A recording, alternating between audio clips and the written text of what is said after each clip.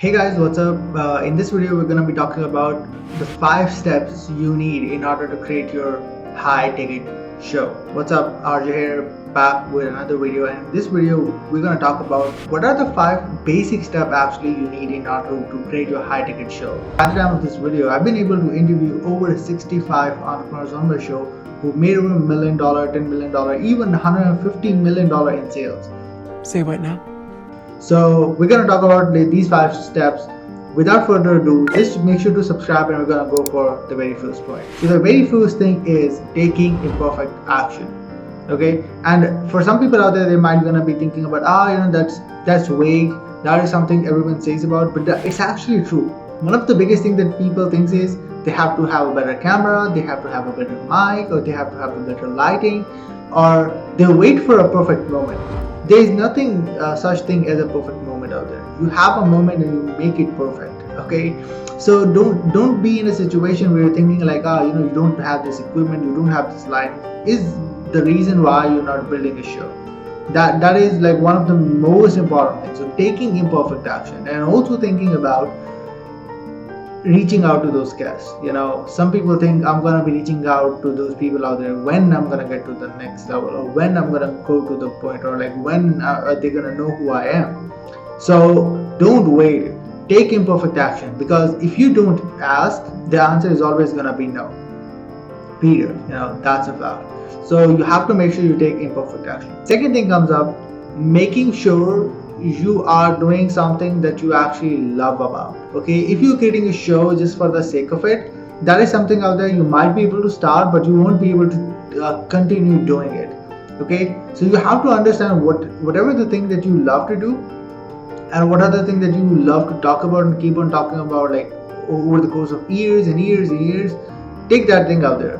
And even for that particular thing, obviously, for example, if you go for any successful entrepreneurs, a person have multiple sectors, in their life. Some people in entrepreneurship, for example, if someone is an entrepreneur, they have their finances things, how they handle their finances, or how they handle their mindset, how they handle their stress, or how to handle their anxiety, or how to overcome the limiting beliefs. So like there are so many different corners out there of one single person, of how you build your show around and have your topic super clear. Hey, this is my show, this is my show name, and also this is my agenda of the show. So you have to be pretty clear around what is your show is gonna be all about. If it's gonna be super generic, then it's gonna be you don't have the proper amount of listeners in place. People gonna love, but it's gonna be something out there where people don't understand like what is the end goal of your show. Me no get an agenda. So you have to make sure that you have an agenda of your show in mind, that who are your perfect listeners and what is the thing out there that is the end goal of the show. Like for me, my show is interviews with entrepreneurs, where I interview entrepreneurs who are super awesome in their niche, and that's what my intro of the show also talks about. I talk about the people who start from scratch without any things and then became the best in their niche out there. So I target that point. You could target anything but what you love. Don't do a podcast for the sake of doing a podcast, or don't do a show for the sake of doing the show. If you're gonna do it, probably you're gonna start it, but it is gonna be something out there that you won't be able to stick to it. So that is one of the most important things. And even though in the very first point I talked about taking imperfect action, this is something out there that you just think about it, a bit of it, and then you start doing it. And even though if you start from doing like a general one, you can every single time you can go in and change those things out there in general. Okay, that's the second step. The third step is obviously making sure you have the desired tools that you need in order to build your show. So for example, like I do virtual one. Some people like want to do in person. Everything have their own pros. In person you have like more physical access. You're talking, you're like more intimate connection out there with those people out there. But in virtual, obviously you have that one-on-one connection, but you have more accessibility. Like it's easy to get anyone out there with just a link and to get them on the broadcast or whatever it is. Training you was way too easy. So I personally use Streamyard. If you haven't checked out like Streamyard tutorial or what Streamyard is, you can check out over here. I created a video in the past around it. But yeah, like you have to make sure like what type of like show and like what are the equipment you need. Again, you don't need a massive equipment. You need a better audio. Okay, so people can at least listen to you, and also have something for you to get showed up as a camera. Even if you don't have a better camera, right now I have a webcam, but if you don't have a better camera, then you could use your phone and use it as a camera. Okay, so you can use that without having any objection. There are so many tutorials around it, like how to connect your mobile from your desktop out there and use it as a camera. I'm gonna create that video out there later on, but yeah, that is super important for you to do. So when it's come to doing interviews, especially in virtual stuff, just make sure your tech is right. Okay, your audio and your video out there. Doesn't matter how the quality of the video is. Obviously, you can enhance better later on, but audio is something that is like super powerful.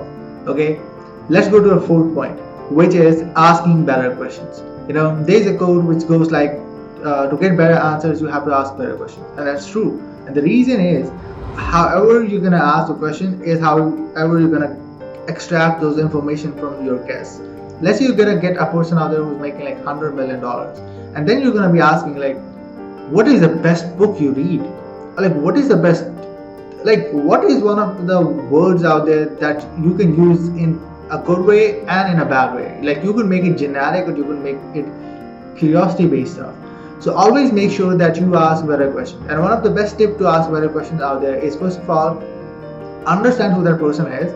Second thing, understand or listen to their previous podcast, so you get an idea like what type of questions you don't need to overlap. Because why overlap those questions when it's already been asked before a ton of times? Okay, even though you love to ask that, you shouldn't, because you have to understand the person out there who have been asked like so many times that questions. Otherwise people come like, the same question again and again and again. Not answering that question. So don't be like that person out there who are asking continuously the same questions that already been asked before, because the successful people out there have been jumped on a ton of podcasts. So be sure to avoid that.